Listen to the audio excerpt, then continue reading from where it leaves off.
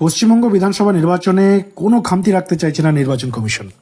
প্রথম দফা নির্বাচন ঘনিয়ে আসতে আপনাদের জানিয়ে রাখি, নিরাপত্তা, পশ্চিমবাংলার ল অ্যান্ড অর্ডার এবং বিশেষ করে যাতে শান্তিপূর্ণ ভোট হয় সেই সমস্ত কিছু নিজেদের হাতে এবং নিয়ন্ত্রণে রাখতে চাই নির্বাচন কমিশন।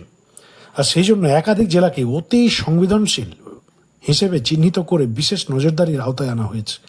প্রথম দফা নির্বাচনে আর মাত্র দুদিন বাকি, আগামী 23 এপ্রিল প্রথম দফা নির্বাচন।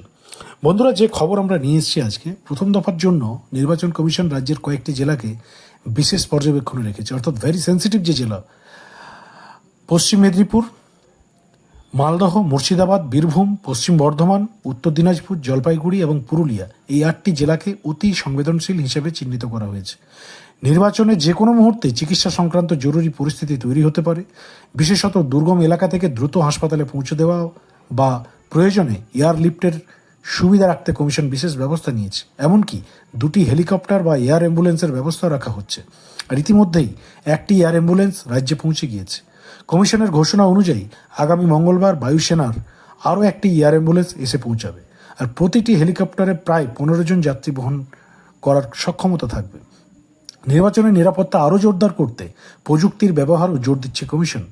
বাহিনীর জওয়ানদের শরীরে বডি ক্যামেরা লাগানো থাকবে, পাশাপাশি 360 ডিগ্রি সিসি ক্যামেরা সম্বলিত বিশেষ গাড়ি মোতায়েন করা হয়েছে।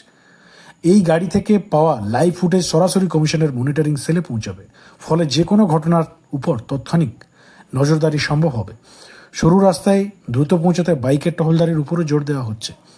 আর এর আগে বন্ধুরা জানানো হয়েছিল যে প্রথম দফার ভোটে অশান্তি মোকাবিলায় 2000-এর বেশি কুইক রেসপন্স টিম গঠন করা হয়েছে। সাধারণত 8 থেকে 10টি ভোট কেন্দ্র নিয়ে একটি সেক্টর গঠন করা হয়। প্রথম দফার নির্বাচনের জন্য বিভিন্ন জেলায় বিপুল সংখ্যক সেক্টর অফিস তৈরি করা হয়েছে।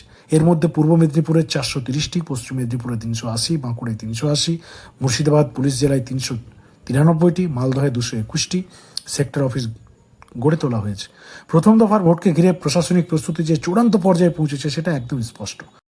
বন্ধুরা, কমিশনের এই সমস্ত পরিকল্পনার একটাই উদ্দেশ্য, সেটা হচ্ছে ভোট যাতে অবাধ, শান্তিপূর্ণ, সুষ্ঠু এবং নিরপেক্ষ হয়, এটা একমাত্র উদ্দেশ্য। এবার দেখার বিষয় আগামী 23 তারিখ কতটা এই সমস্ত যে পরিষেবা বা পরিস্থিতি থেকে শুরু করে সমস্ত যে ফেসিলিটিস, পরিকল্পনা, প্ল্যানিং যেগুলো করে রাখা হয়েছে কতটা বাস্তবে কাজে লাগে।